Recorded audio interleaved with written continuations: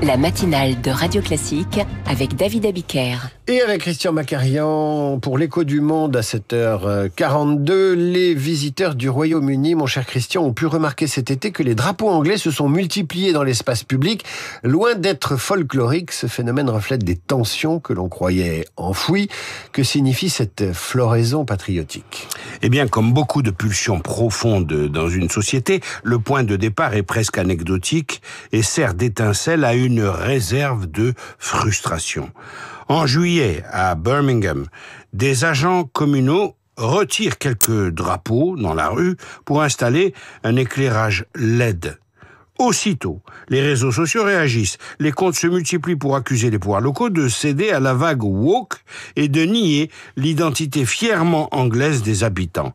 Le mouvement prend rapidement un nom de ralliement, Raise the Colours, qui se traduit évidemment par un appel à hisser les couleurs dans tout le pays.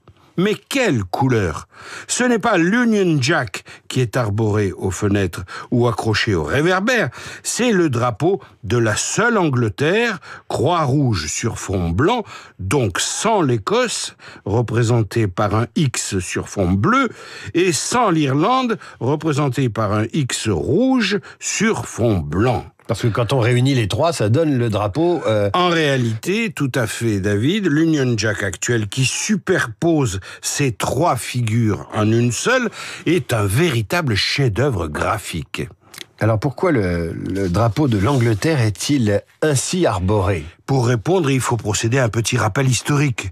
Ce que nous appelons Royaume-Uni résulte des actes d'union de 1707 par lesquels l'Angleterre, qui incluait le Pays de Galles, et l'Écosse forment alors une union politique sous la forme du Royaume-Uni de Grande-Bretagne.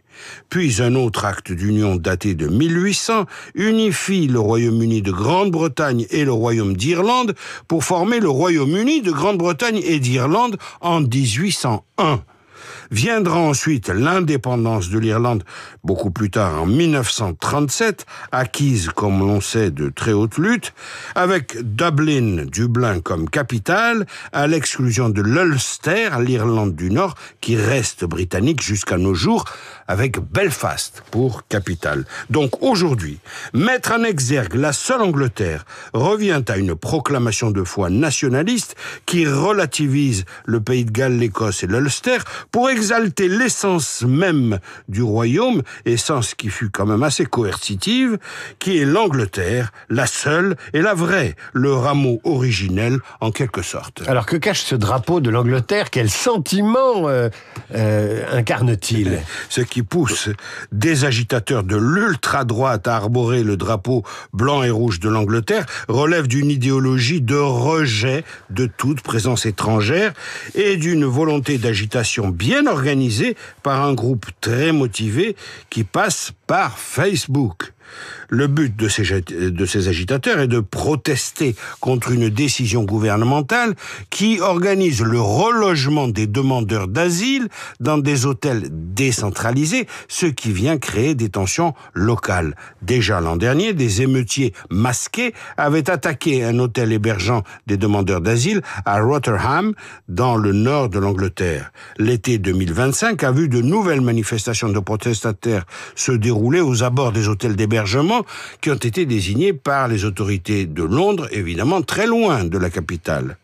Le Premier ministre, Keir Starmer, est très embarrassé. Il vient déjà de durcir sa politique migratoire sous la pression de la droite radicale qui gagne régulièrement des points. Rien, pourtant, ne semble y faire. Rien ne semble y faire pour arrêter le redoutable tribun xénophobe qu'est Nigel Farage, un des acteurs majeurs du Brexit.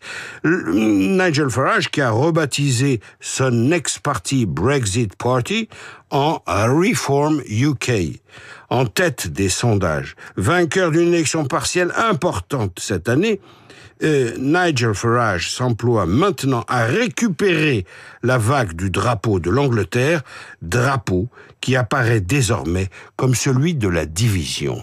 L'écho du monde avec Christian Macarian. Vous retrouvez tous les podcasts de la semaine de l'écho du monde sur votre application Radio Classique, évidemment.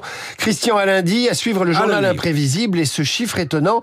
À 26 ans, un jeune sur 6 vivant en ville n'a jamais quitté le cocon familial.